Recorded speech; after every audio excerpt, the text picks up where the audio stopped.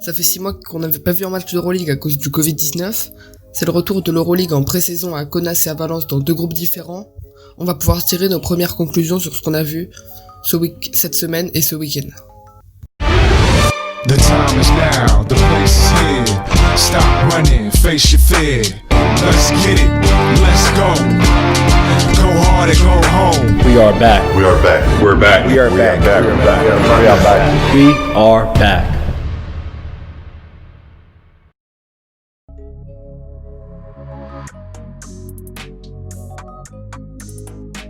Bonjour et bienvenue sur la chaîne French Basket Europe, c'est les nouveaux noms de cette chaîne parce qu'on va parler bien sûr d'Euroleague mais aussi d'Eurocup sur ce compte. Donc c'est pour ça que j'ai décidé de renommer parce que je vais aussi parler d'Eurocup, on va parler globalement du basket européen.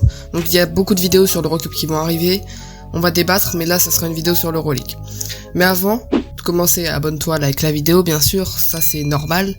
Mais je vais vous faire avant chaque vidéo les petites news en Euroleague et en Eurocup de la semaine. Donc là j'ai 3 news à vous annoncer et puis après on partira sur la vidéo. Première news, on a tout simplement eu une triste nouvelle du côté du Nanterre Basket 92, le club français qui va jouer en Eurocup la saison prochaine. On a tout simplement vu que Lucas Dessouliers s'est fait les ligaments croisés au niveau du genou, du coup qui sera out pour la saison. Le joueur qui provient de Quimper en Pro B et qui a fait une très bonne saison, qui a notamment joué en équipe de France de 3 contre 3. La bonne nouvelle, c'est que Nanterre lui a trouvé un remplaçant et il sera remplacé par Johnny Berhan Meneskel, qui est un joueur érythréen, un très bon ailier qui jouait à Boulazac la saison passée, un arrière-ailier plutôt, mais qui peut s'adapter au poste d'ailier, qui donc remplacera Lucas Dessouliers la saison prochaine.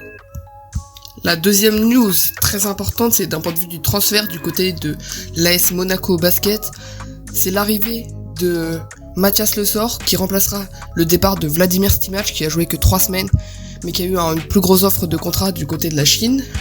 Donc l'international français Mathias Le Sort jouera l'année prochaine à Monaco. Lui qui évolue cette saison en Allemagne du côté du Bayern Munich en Euroleague.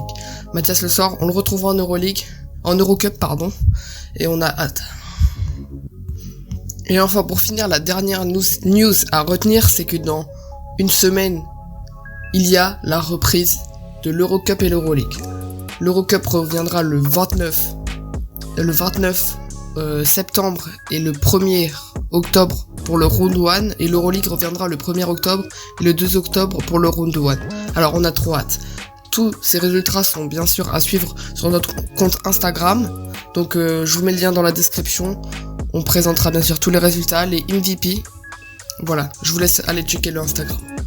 Et maintenant, du coup, fin des news, on passe tout de suite à la vidéo.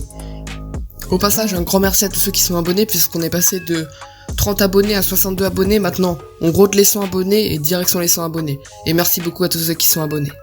La 5e chose qu'il faut tout simplement retenir de cette pré-saison en Euroleague, c'est du côté du Panathinaikos, qui a perdu sa demi-finale et qui s'est rattrapé sur sa petite finale et qui finit donc 3ème du tournoi d'Euroleague de Kaunas.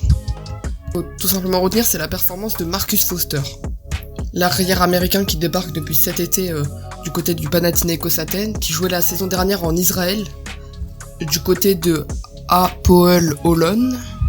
L'arrière américain pourrait sans doute être le prochain scoreur du côté du Panathinaikos Athènes, puisque il a tout simplement prouvé lors de son dernier match, lors de cette petite finale remportée 110-102 contre l'Alba Berlin. Il a tout simplement mis 29 points, 3 passes décisives et 3 rebonds en 30 d'évaluation, avec 3 points marqués. Donc Marcus Foster sera sans doute un très grand atout pour l'équipe du Panathinaikos Athènes, et c'est ça qu'il faut retenir pour la saison prochaine en Euroleague. Hashtag 4, Lasvel. Qu'est-ce qu'il faut retenir de Lasvel, du club français d'Euroleague sur cette pré-saison? Lasvel a gagné sa demi-finale 74-57 contre l'Olympiakos Piraeus, qui est une belle performance, mais perd en finale contre Valence Basket sur un score de 77-66. Ils se sont bien battus, ils ont montré de très belles choses, le club d'Asvel, avec son nouveau recrutement et sa nouvelle équipe, et c'est là que je vais avoir des choses à dire sur leur effectif. Quel rôle auront les joueurs la saison prochaine? On est parti. Alors le premier rôle qui a été déterminé au cours de cette pré-saison, c'est tout simplement le rôle d'Aleric Freeman. Aleric Freeman sera sans doute le shooter de l'Asvel la saison prochaine, mais aussi le scoreur. Il leur manquait un vrai scoreur, et Aleric Freeman, qui tournait la saison dernière en Chine à 25 points de moyenne à peu près, et qui avait fait aussi une pige à 18 points de moyenne en championnat turc, sera définitivement le scoreur de l'Asvel. En plus, pour info, Aleric Freeman, ça fait 500 jours à peu près qu'il n'a pas fait de match en dessous de 10 points de moyenne, ce qui fait quasi à peu près 1 an et demi qu'il n'a pas fait de match en dessous de 10 points. C'est-à-dire, c'est assez incroyable pour un tel joueur. Un autre rôle qui sera déterminé au cours de cette pré-saison, c'est le rôle de Mustapha Fall dans cette équipe. Mustapha Fall sera tout simplement le rebondeur, le pivot titulaire, un pivot dominant dans la raquette. D'ailleurs, il a cité qu'il voulait faire quelque chose en Euroleague, qu'il voulait être sans doute un des meilleurs pivots français d'Euroleague, et qui pourra se développer, lui qui ressort d'une très belle saison en Euroleague avec Ankara, où il tournait à 18 dévals, je crois il me semble, avec 13 points et 6 rebonds. Donc Mustapha Fall qui aimerait faire les mêmes statistiques en Euroleague, et on lui souhaite tout le bonheur. Enfin, c'est l'expérience qui va parler, c'est maintenant Norris Cole. On va parler le double champion NBA avec LeBron James, a tout simplement brillé en tant que leader, en tant que rôle qui va amener cette équipe. Il a très bien défendu, il a fait parler sa défense comme on connaît, il a fait aussi parler ses talents au skill et à la main. Sur le terrain, ça sera lui le patron, et il a fait parler aussi ses talents de passeur décisif. Une autre chose qu'il faut noter, c'est la très grosse performance de Kevarius Hayes, qui fait tout simplement une pré-saison incroyable. Défensivement, il est là, il prend beaucoup de rebonds, il a son impact dans la raquette. Bon, offensivement, il est pas très ultra dominant, mais ça on le savait, mais défensivement, il fait une pré-saison incroyable. Enfin, dernier rôle qui a été déterminé, c'est le rôle de Gershon Yabusele, qui m'a particulièrement impressionné lors de son premier match. Il ne score que 4 points et finit à 15 d'évaluation, tout simplement parce qu'il fait 6 passes décisives, qu'il prend 6 rebonds et qu'il fait 4 interceptions. Il aura donc un rôle de passeur, de rebondeur, et Gershon Yabusele aura un rôle très important la saison prochaine en Euroleague, du côté de l'Asvel. Troisième chose à retenir, c'est Valence et ses paroles à la raquette du côté de Valence. Valence, du coup, qui a gagné le tournoi de Valence à domicile, qui s'est imposé en demi-finale contre le Bayern Munich 86-76 et en finale contre l'Asvel 77-66, a tout simplement réussi à dominer et à gagner cette pré-saison grâce à sa domination dans la raquette. On a pu voir que le quatuor Mike Tobey, Louis Laberry, Bojan Dublevic et Derek Williams va tout simplement fonctionner à merveille, parce que lors du premier match, du côté des pivots, Mike Tobey, le pivot, a fini MVP avec 17 points, 4 rebonds, 2 passes d'ess pour 20 dévals. Et lors du deuxième match, c'est l'autre pivot, Bojan Dublevic, le pivot monténégrin, qui a fini MVP avec ses 14 points, 4 rebonds, 3 passes décisives et 16 dévals.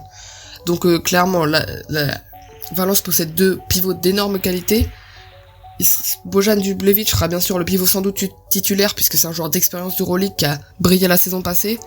Tobey sera un remplaçant essentiel du côté de Valence, et qui va peser très fort sur l'équipe la saison prochaine. D'un point de vue des postes 4, on a le recrutement de Derek Williams en provenance du Fenerbahçe, l'équipe turque, qui arrive à Valence, qui a pas beaucoup joué, qui a pas joué le premier match, et qui a joué le deuxième match que 13 minutes. Il a été reposé, je pense, un peu pour pouvoir faire plus sa place du côté du début de saison en Euroleague. Et sinon, on a eu une très belle performance de Louis Laberry, qui notamment lors de la finale a scoré que 4 petits points, mais a pris 8 rebonds pour finir à 12 d'évaluation. Louis Laberry aura aussi son importance dans cette équipe de Valence, et il aura un vrai rôle pour la saison prochaine. Alors on lui souhaite bien sûr tout le bonheur du côté de Valence, et on souhaite tout le bonheur globalement à cette équipe de Valence Basket. On arrive au numéro 2. Et là, comme vous avez deviné, je vais vous parler tout simplement de l'Olympia Milano et de ce qui leur a permis de gagner le tournoi de Kaunas à eux. Alors l'Olympia Milano a gagné tout simplement contre l'Alba Berlin 79-57 lors de la demi-finale, et s'est donc qualifié pour la finale qu'ils ont remporté 88-70 contre le Žalgiris Kaunas. Mais qu'est-ce qui a permis à cette équipe de l'Olympia Milano de l'emporter, et quels points positifs seront du côté de l'Olympia Milano pour la saison prochaine? Et ben c'est tout simplement la performance des 4 Américains. Quand je parle des 4 Américains, je parle de Malcolm Delaney, l'ancien meneur du Barcelone Basket, je parle de Kevin Punter, je parle de Kyle Hines, un des pivots les plus mythiques d'un point de vue d'Euroleague, qui joue au CSKA Moscou, et je parle bien sûr aussi de Zach Leday, le poste 4, qui a fait une très belle saison du côté de Žalgiris la saison dernière. Ce que je veux dire, c'est que donc non seulement ils ont une victoire à Kaunas, mais les 4 Américains ont eu leur place dans l'équipe, puisque Zach Leday finit MVP du premier round de la demi-finale contre l'Alba Berlin avec ses 13 points, ses 8 lancers francs marqués et ses 17 d'évaluation. Sinon, d'un point de vue des rôles des Américains, ça sera sans doute un des scoreurs principaux, Zach Leday, même si Kevin Punter, en finale, a mis 26 points pour 29 d'évaluation, qui sera lui aussi un scoreur. Sinon, de son côté, Malcolm Delaney, ça sera un passeur. On l'a vu lors du match, il a très bonne passe, très bonne association avec Kevin Punter.